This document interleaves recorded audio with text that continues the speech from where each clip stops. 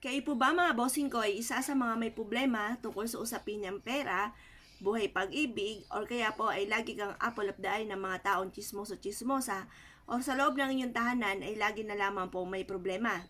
Meron po ako ituturo po sa inyo po mga bossing para po masolusyonan ang problema dahil meron akong bossing na malapit po sa akin na nagtatanong kung ano daw po ang maganda na pwedeng gawin, kaya ibibideo na po natin, pero tinuro ko na rin sa kanya.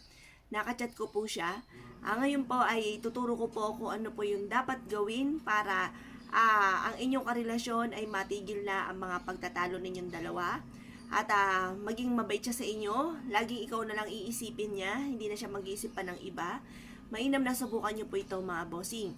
Eto po, para napapasin daw po niya na parang ang kanyang karelasyon ay nagiging mailap sa kanya. Ngayon po, basta kung kayo naniniwala sa mga gatong mga pamamaraan, lumarga po kayo, gawin niyo po ito. Pero